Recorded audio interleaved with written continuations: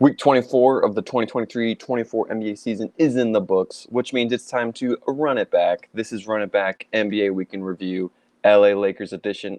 I'm Brandon Sparks, writer at thePeachBasket.net, and your host. This is the show where we recap the week that was for the Los Angeles Lakers and then highlight their marquee matchup for the week to come.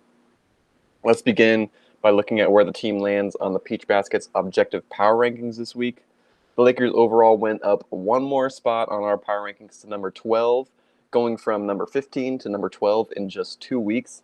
They remain at number 9 in the Western Conference in our power rankings, as the Kings have one more quality win than the Lakers against a championship-level team on the road.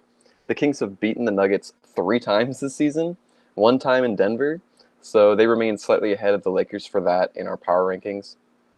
The Lakers finished the week at 4-0, which is awesome. Great winning streak at the most important time of the season. The Lakers have improved to be the number 8 seed, with a good chance of being the number 7 seed by the time the season is over next week. The Brooklyn Nets game looked over when it started, as the Nets just couldn't score, and the Lakers went up 15 points to 0. The Nets hadn't scored a single point at that point in the first quarter. Everyone just seemed locked in during this game, especially after losing to Brooklyn the last time the Lakers played them. Cam Thomas was the only player who showed up for the Nets this game, as the Lakers just blew them out with a scoring surge from the starters. There was a total of 2 points that came from the bench for the Lakers, but it was still just an easy win. And it was just great also to see Gabe Vincent. In his first game back in such a long time, he played some stellar defense. He looked great. And I hope this is a trend that will continue going into the playoffs. Having a defensive bench with Vincent and Dinwiddie and hopefully Vanderbilt able to come in to stop any scoring surges while LeBron or Davis rests will be incredible. The Raptors game also wasn't close at all for the entire game, as the Lakers held the lead for the entire game after a great first quarter. Any hopes of the Raptors coming back were destroyed in the third quarter, as the Lakers outscored Toronto by 15. RJ Barrett just decided to come off injury just for this one game against the Lakers, score 28, and then go back to sitting out the very next game.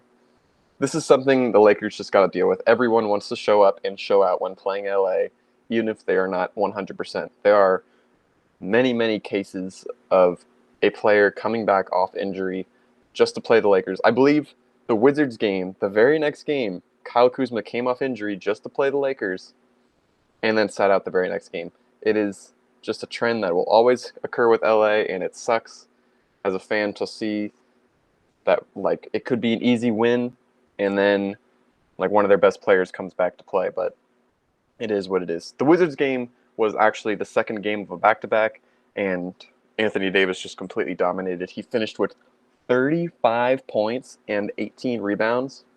And not to mention the rest of the starters all putting up 16-plus points. The starters for the Lakers really have found a flow together and have proven they can outscore any opponent, while the bench comes in as a defensive unit to stop any possible scoring surges while the starters rest. It's a great system.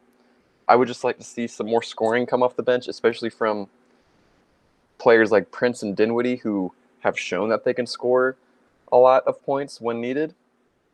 And that's what at least Prince did in the Cavaliers game, which I thought would be a loss last week, but I was proven wrong, as the Cavs just decided to not show up for this game.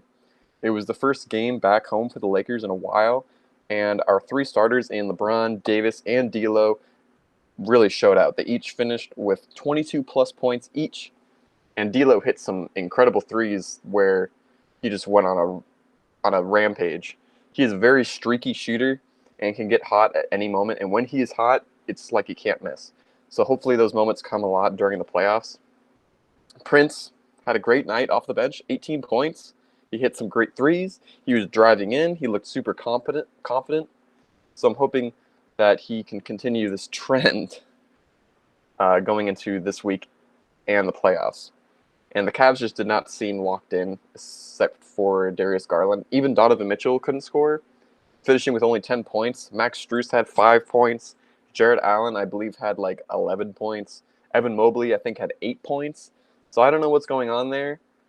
There's a lot of ifs going on and question marks going around the Cavs, and this might not be my place to say, but I do think Donovan Mitchell's time with Cleveland is coming to a close soon. He just doesn't seem locked in compared to last season, and they're the 3 seed. They're looking pretty good, but obviously you got to go through Boston in the East, and that's a tough challenge. So it's just not looking good for Cleveland, and there might be some coaching changes next year, or there has to be some kind of changes, especially if they don't perform very well in the playoffs. Let's move on to top performers. Let's look at the best to do it in key categories for the Lakers this week. LeBron James had a stellar week. He was so efficient. He led the team in points with an average of 29.3, and he scored 40 against the Brooklyn Nets. He was just shooting threes all over. It was incredible. D'Lo led the team in three-pointers made with 5. And just to mention about three-pointers, LeBron James tied his career high in three-pointers with 9 against Brooklyn. That's how he scored 40. And he was 9 for 10 from 3. So that was just incredible to see. LeBron also had 10.7 field goals made on average, which was the most on the team for the week. AD averaged 14.7 rebounds with 12.7 defensive rebounds. Jackson Hayes makes a surprise appearance as Davis and Hayes both averaged 2 offensive rebounds this week. And Jackson Hayes has just been fantastic as of late, granted in very short spurts, but he's just great playing alongside LeBron and getting some great dunks and being just an energy, giving a lot of energy off the bench. Really great to see. LeBron James had 7.7 assists on average this week. Davis averaged 2 blocks. D'Lo averaged 2 steals, which has become a common occurrence to see D'Lo in this category. And it's great to see him lock in on defense and get some steals. And those steals always turn into points. So it's always great to see. The best game score average for the Lakers this week goes to LeBron James at 27.1. It had been going to Anthony Davis the last couple weeks, but LeBron James takes it back. Let's move on to the week ahead. Week 25 for the Lakers. The final full week of the season, and easily the most important week for the season for the Lakers, who could move up as far as the number 6 seed if things fall in place perfectly. But for this to happen, there's got to be a couple things that happen. The Suns need to lose at least 2 games this week, which is possible. The Suns are playing some very tough opponents. They have the hardest schedule for the rest of the season, and the Lakers need to win out, which is entirely possible. But it's going to be hard to go on a 8-game winning streak to end the season. Is hard. But if it's done, the Lakers will have immense confidence. They will be not in the play-in. They will probably play either the Timberwolves or the Thunder, which we already know we are able to beat. So everything would be perfect if this happened. But of course, winning out is not an easy task. The Lakers play the Timberwolves on a back-to-back, the second night of a back-to-back on Sunday, the Warriors on Tuesday, the Grizzlies on Friday, and then the final game of the season against the Pelicans next Sunday. But that game will be covered next week. But I do think the Lakers can win that Pelicans game. We've beaten them before. The Pelicans are in a complete free fall right now without Brandon Ingram. And even if he does come back, he won't be 100%. And we've already proven that we can destroy the Pelicans when needed, as we saw in the in-season tournament when we absolutely destroyed them. The Timberwolves game is the most concerning out of all the games, as they have already beaten us twice this season, even though we got the win against them last time. We've played them 3 times so far. We beat them the last time we played, but the only problem was last time they had no Gobert or Cat. Karl-Anthony Towns is unlikely to play this game, however, but with Gobert back, most likely, he could be tough, especially for Davis, as Gobert is most likely going to win Defensive Player of the Year. I think it should go to Victor Wembanyama. Even if he's a rookie, I do not care. That guy is dominant on the defensive end, but that's just me. This game could go either way for the Timberwolves and the Lakers, as the T-Wolves have been losing a lot more games ever since Cat got hurt, and Gabe Vincent and Spencer Dinwiddie's defense could make a difference possibly against Anthony Edwards. The only problem is this is a back-to-back for the Lakers, but The Lakers are playing in LA. They have a great momentum with the winning streak. The Timberwolves are losing a lot of games since they can't put up points right now without Karl Anthony Towns. They're losing a lot of scoring from losing him.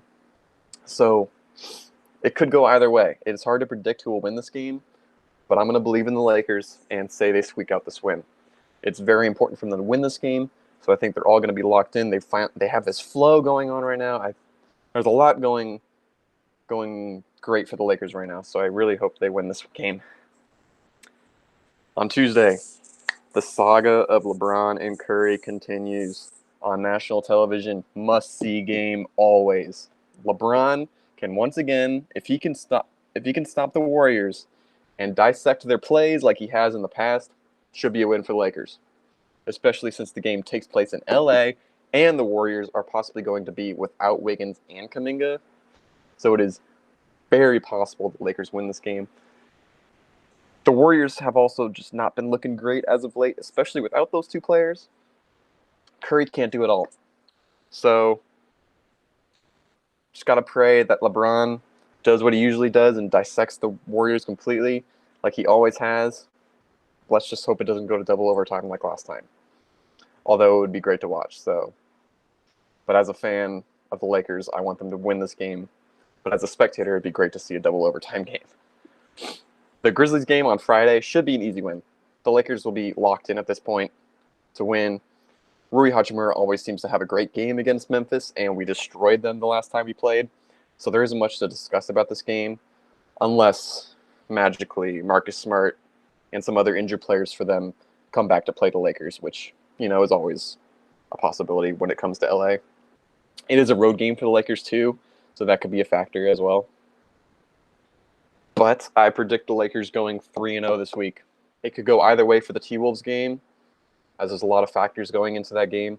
But the rest of the game should be win for the Lakers, especially if the Warriors are without two of their starters in Wiggins and Kuminga. Let's move on to full court press. I'll end with a quick look at Lakers news. We call this full court press. I just type in Los Angeles Lakers and see if anything interesting and worth talking about comes up on page 1. Today, this article caught my eye. 3 Lakers that failed to meet expectations this season by Will Udy for Lake Show Life.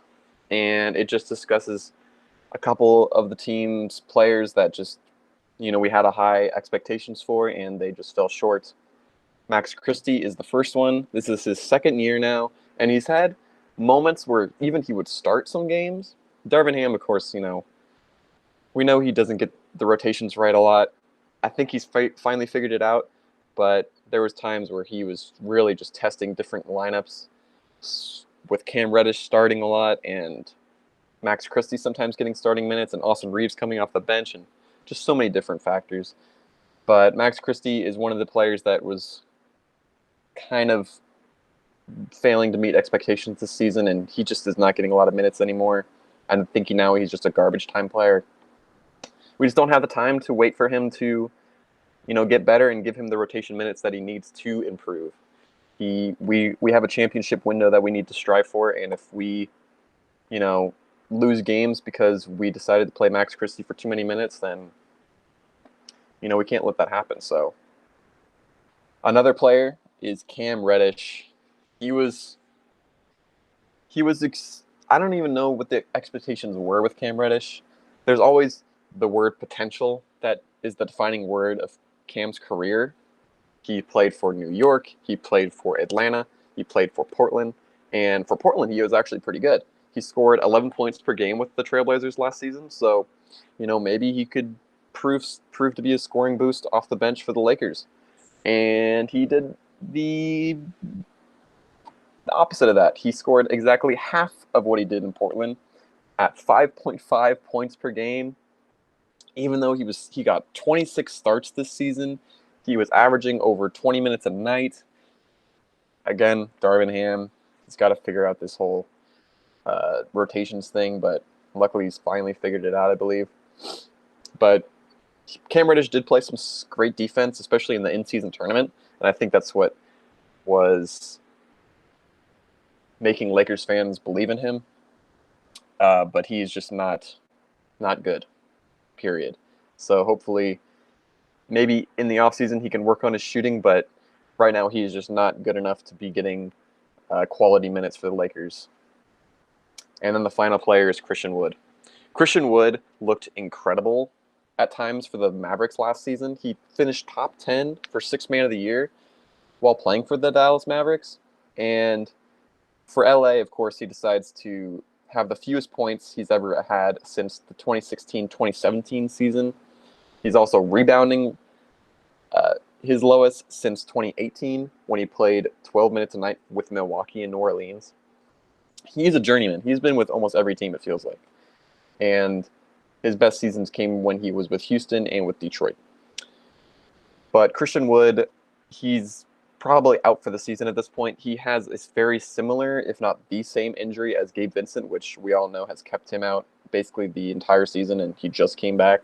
So it's unlikely Christian Wood comes back anytime soon, if at all. And even when he was playing, he barely got any minutes. He just is not rebounding well. He's not playing great defense. He was a good shooter off the bench.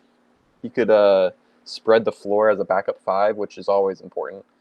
But yeah, he just did not seem as good as he was with the Dallas Mavericks last year. So it's tough to see, especially since we had such high hopes for him.